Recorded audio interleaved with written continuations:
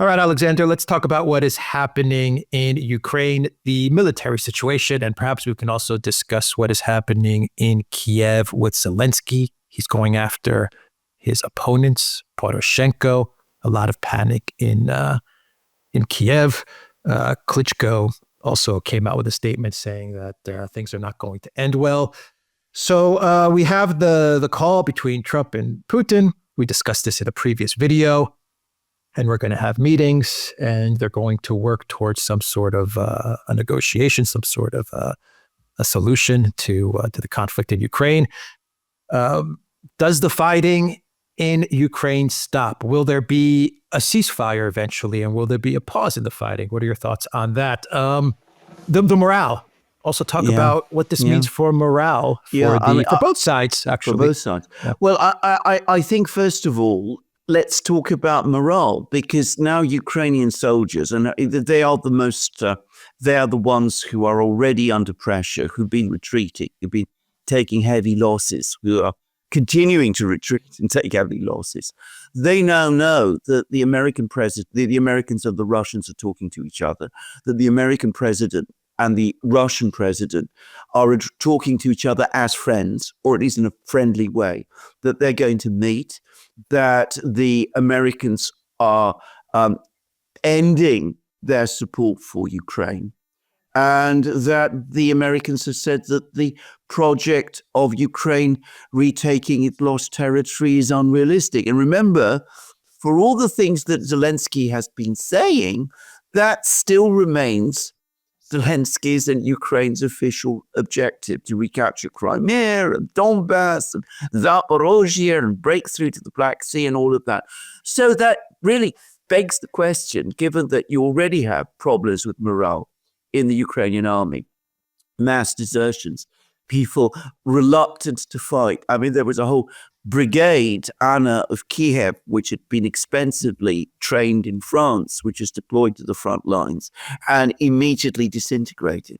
Will Ukrainian soldiers still be prepared to man the trenches and defend against the Russians with the same energy that they have been doing up to now?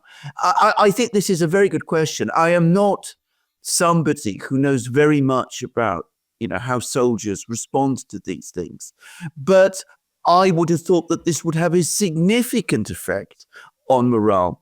The fact that American support for them is no longer there, I think is going to undoubtedly, over time, probably not a very long time, undermine morale in Ukraine amongst the army, and is going to make them feel that if they continue fighting, they're putting their lives at risk for nothing.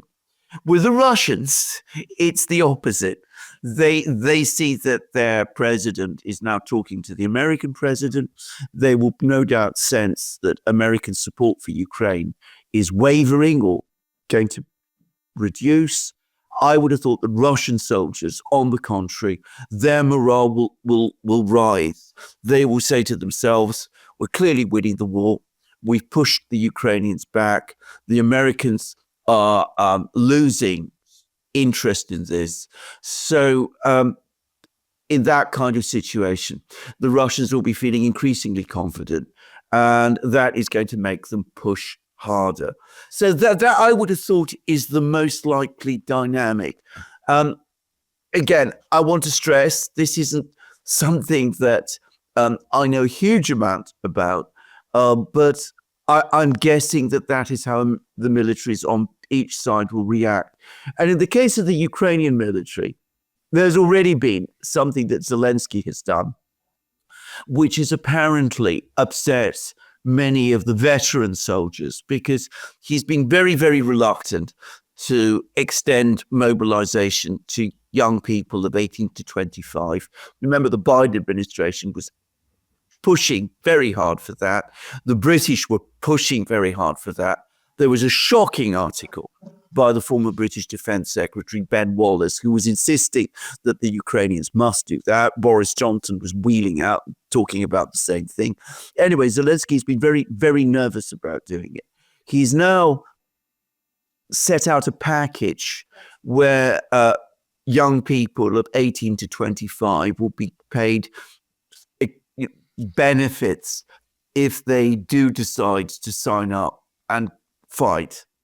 And of course, all those veteran soldiers who've been fighting for 3 years, they say, well, what about us? Why are we not being paid the same? We are the people who have been sacrificing and fighting. And why should, boys of 19 be getting all of these benefits when, they've been happy to be in the rear up to now, and they're not happy to be conscripted. And we who were conscripted and volunteered to fight for Ukraine, we're being forgotten. And I understand that there's been widespread unhappiness across Ukraine about this. And so already you see that morale is sagging. People are becoming increasingly doubtful and skeptical. We've had lots of criticisms from people like Bezuglaya and Butusov about the rationality of the command decisions and of Zelensky's leadership and Syrskyi's leadership. And I would have thought all of this now is going to grow. So that is my guess about the morale situation with the Ukrainian army. As I said, the Russians probably a spring in their step. The Ukrainians' morale is probably going to sag. And in the meantime, the military situation anyway was already very bad for Ukraine, and it is going to get worse. Now, the Ukrainians launched these counterattacks in Kursk region. Zelensky gave a crazy interview to The Guardian in Britain, in which he said that he needs to hold on to Kursk, territory in Kursk, because he's going to swap it for territory that the Russians now control, which is madness. I mean, the Russians will never agree to that.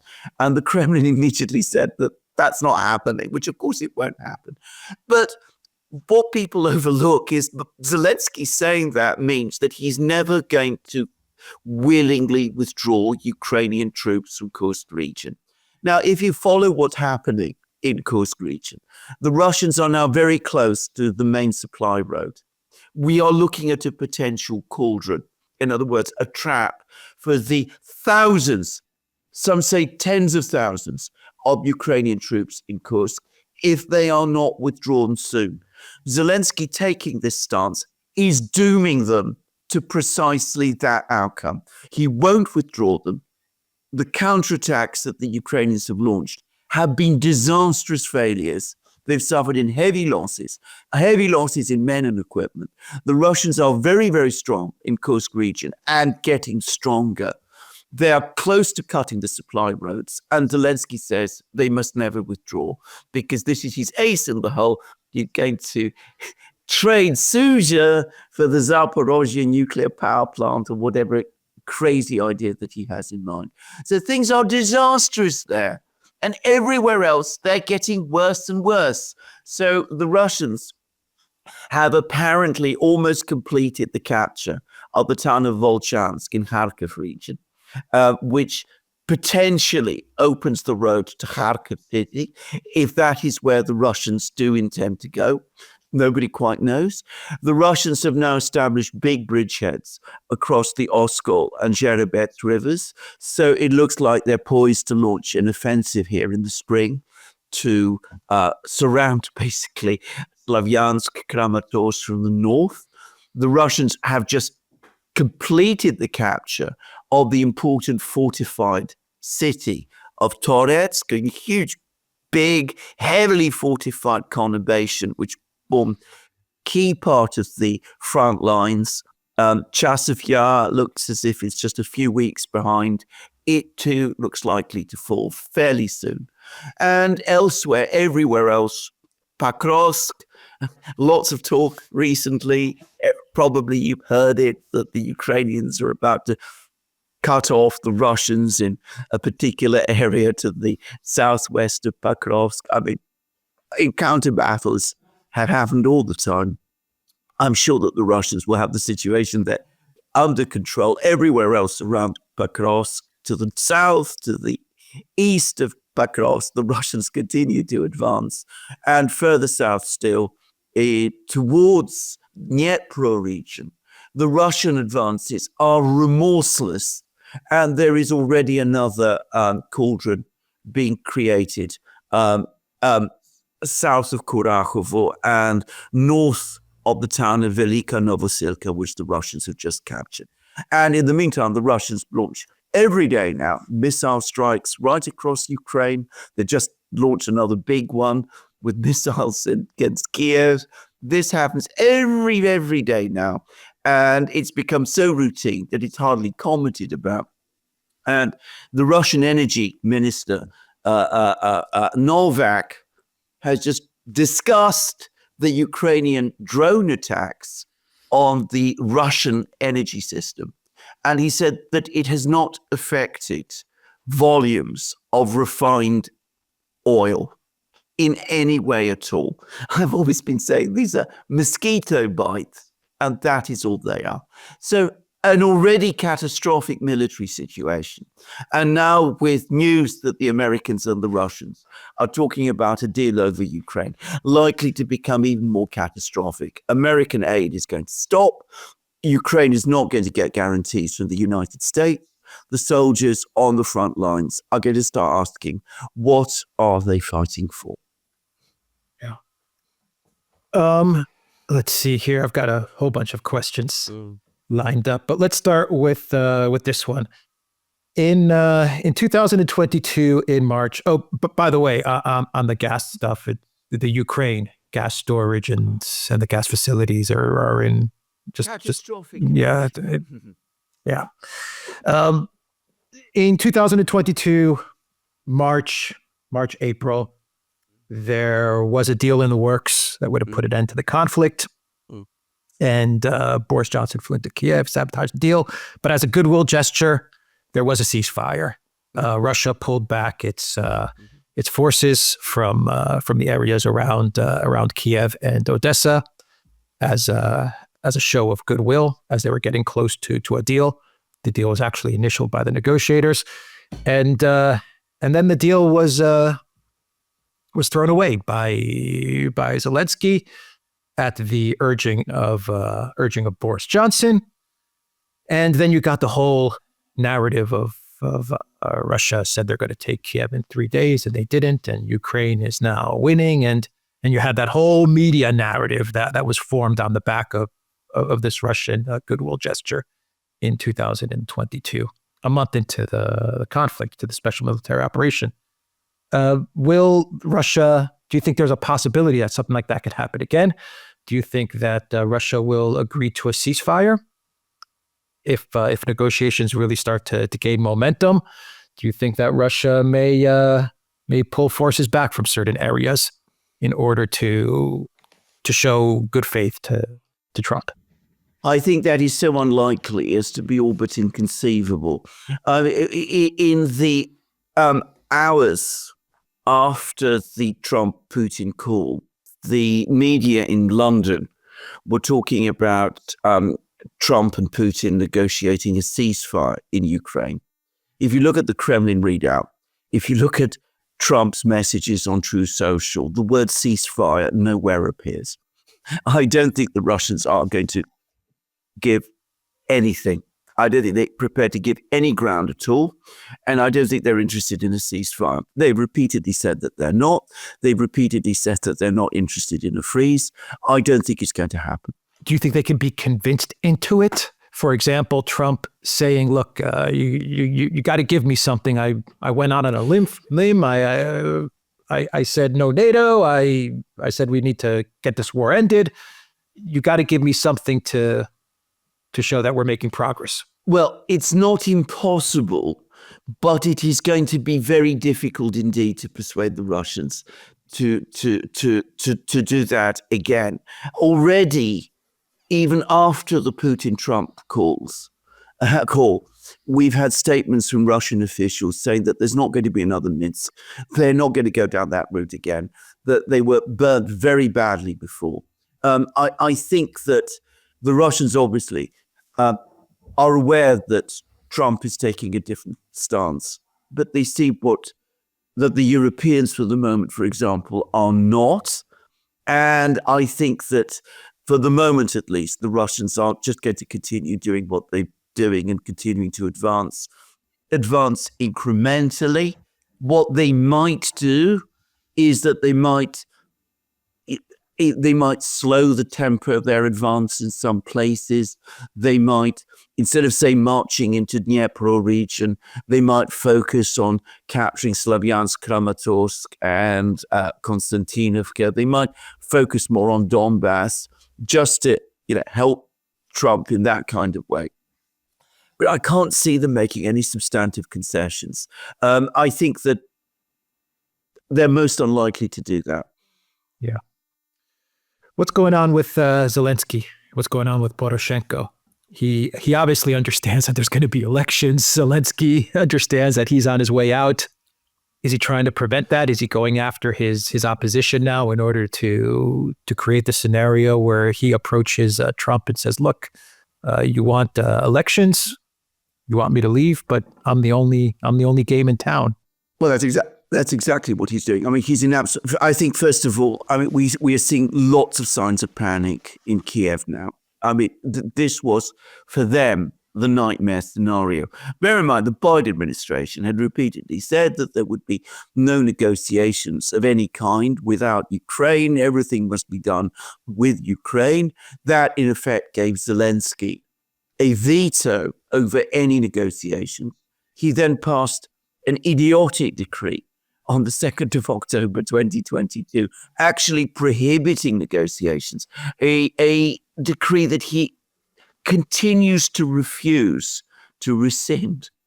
He unveiled a peace plan, which is for the Russians to withdraw completely from all of Ukraine before any kind of negotiations, serious negotiations, can begin. I mean, crazy stuff.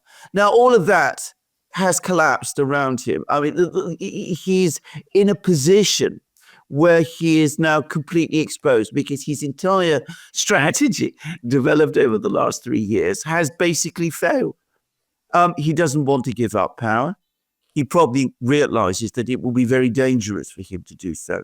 He is probably also aware that if there is a deal done, that would also be extremely dangerous for himself, both politically and physically. And by the way, his former foreign minister, Kuleba, has actually said that it would be physically dangerous for anyone in Ukraine to sign off on any kind of peace deal now. And we know who Kuleba is referring to. I mean, Kuleba is, by the way, an extreme hardliner already in Ukrainian terms.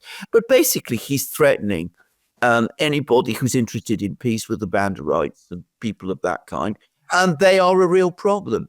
So Zelensky, in light of this, he's now desperately trying to shore up his position in Kiev by arresting and charging all of his potential opponents. So he's going after Klitschko. He's had one of Klitschko's major supporters arrested. It looks likely that he's going to have Klitschko himself arrested. Klitschko is an ex-boxer. For a time, he was the nominal leader of the Maidan movement in 2013 and 2014.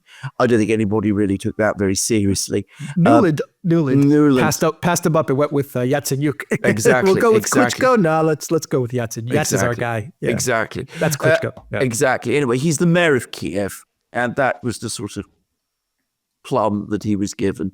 There's been allegations of corruption against him now, which are probably true, by the way, given that we're talking about Ukraine. Always easy to find evidence of corruption against anyone in Ukraine. So anyway, so Klitschko is being targeted. There's reports that Poroshenko is going to be arrested today and charged with treason. You can see that there is a roundup going on. Zelensky still controls the security police, the SBU and people of that kind, and he's using them to try and shore up his position. Ultimately, what this is going to do is deepen the crisis in Kiev, in Ukraine, because obviously what Zelensky wants is he wants elections in which he's the only candidate. And that's basically the kind of scenario that he's probably in his own fevered mind trying to think of. All that will do is provoke a much bigger crisis in Kiev in the end, which will probably result in the whole Maidan structure finally collapsing. Yeah, the whole thing's coming undone. Complicated and violent in the process.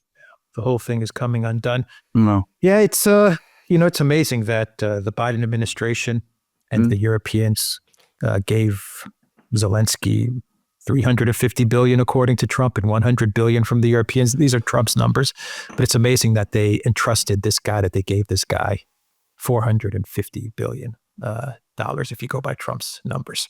Yes, amazing. I mean, Trump is right to ask for that money back. I mean, really, it's what a mess.